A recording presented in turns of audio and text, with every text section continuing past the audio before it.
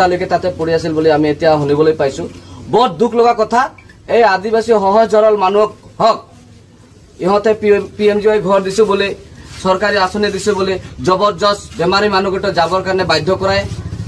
এই পৰিবাৰত কি অৱস্থা হ'ব? মিটিঙত আপোনালোকে যিমান কেপাচিটি নাথাকে ইমান আপোনালোকে মানুহ লৈ কিনে আপোনালোকৰ প্ৰশাসন বা মেডিকেল ডিপাৰ্টমেণ্ট ফেলাৰ বুলি আমি ঘোষণা কৰিছো। প্ৰশাসন বিভাগ বা জিলা প্ৰশাসন উদালগুৰি কি কৰিছে এইটো জবাব দিব লাগিব আমাক সদৌ আদিবাসীক। আদিবাসী সহজ সৰল যাতে আপোনালোকে যধে মধে বেলেগ জনগোষ্ঠী হলে আজি কিমান ডাঙৰ এটা ঘটনা হৈ গলহেঁতেন। তাতে যে সঞ্জীৱ তাঁতী এনেকুৱা য'ত ইয়াৰ দায়িত্ব নাই, আজি হয়তো সঞ্জীৱ তাঁতী ইয়াত আহিব লাগিছিল, লগে লগে আহিব লাগিছিল ইয়াত খবৰ লবলৈ। এতিয়ালৈকে বিজেপি নেতাবিলাক অহা নাই, আমি দুখ পাইছো। আমি সদৌ অসম আদিবাসী ছাত্ৰ সন্থাই যোৱাকালি বিজেপি মিটিং হৈছে, অসমৰ মুখ্যমন্ত্ৰী আহিছিল। এই সভাত কান্দু মাঝি এই মিটিঙত গৈছিল আৰু এই মিটিঙত যোৱাৰ পিছত তাতে হয়তো প্ৰেছাৰ ষ্ট্ৰক হৈছে, প্ৰেছাৰ গৰমৰ মানুহৰ ভিৰৰ কাৰণে। লগা কথা ইমান ডাঙৰ মেডিকেল টিম থকা সত্বেও 1 ঘণ্টালৈকে তাতে পৰি আছিল বুলি আমি এতিয়া শুনিবলৈ পাইছো। বহুত দুখ লগা কথা। এই আদিবাসী সহজ সৰল মানুহ হক ইহঁতে PMGY ঘৰ দিছো বুলি চৰকাৰী আঁচনি দিছো বুলি জবৰদস্ত বেমাৰী মানুহকেইটা যাবৰ কাৰণে বাধ্য কৰায়।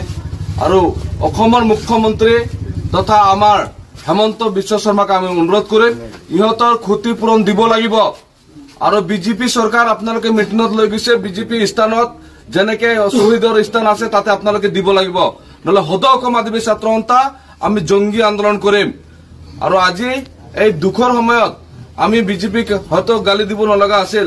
আজি আমাৰ যিবিলাক সমস্যা আছে, আজি আপোনালোকে চাওক কেনেকে অৱস্থা এই গৰীব মানে আমাৰ এই পৰিবাৰত কি অৱস্থা হ'ব। মিটিঙত আপোনালোকে যিমান কেপাচিটি নাথাকে ইমান আপোনালোকে মানুহ লৈ কিনে আপোনালোকৰ প্ৰশাসন বা মেডিকেল ডিপাৰ্টমেণ্ট ফেলাৰ বুলি আমি ঘোষণা কৰিছো। কাৰণ অসমৰ মুখ্যমন্ত্ৰী য'ত থাকে তাতে যে 1-2 ঘণ্টা মানুহ পৰি থাকে, আপোনালোকে প্ৰশাসন বিভাগ বা জিলা প্ৰশাসন উদালগুৰি কি কৰিছে এইটো জবাব দিব লাগিব আমাক সদৌ অসম আদিবাসীক। আদিবাসী সহজ সৰল যাতে আপোনালোকে যধে মধে বেলেগ জনগোষ্ঠী হলে আজি কিমান ডাঙৰ এটা ঘটনা হৈ গলহেঁতেন। তাতে আমি সদৌ অসম আদিবাসী ছাত্ৰ সন্থাই অতি শীঘ্ৰে যে সঞ্জীৱ তাঁতী এনেকুৱা য'ত ইয়াৰ দায়িত্ব নাই, আজি হয়তো সঞ্জীৱ তাঁতী ইয়াত আহিব লাগিছিল, লগে লগে আহিব লাগিছিল ইয়াত খবৰ লবলৈ। এতিয়ালৈকে বিজেপি নেতাবিলাক অহা নাই, আমি দুখ পাইছো। আৰু এইটো আমি জবাব দিম। এতিয়া আমি যিহেতু এটা মৃত্যুৰ ঘৰত আছো, আমি ইমান দুখ প্ৰকাশ কৰি আছো। দুখ প্ৰকাশ হিচাপে আমি আজি চৰকাৰক অনুৰোধ কৰিছো যে ইয়াৰ ক্ষতিপূৰণ আৰু বিজেপি আপোনালোকে যদি আপোনাৰ মিটিঙত গৈছে ক'ত স্থান দিয়ে আমি এইটো বিচাৰি ওলাম।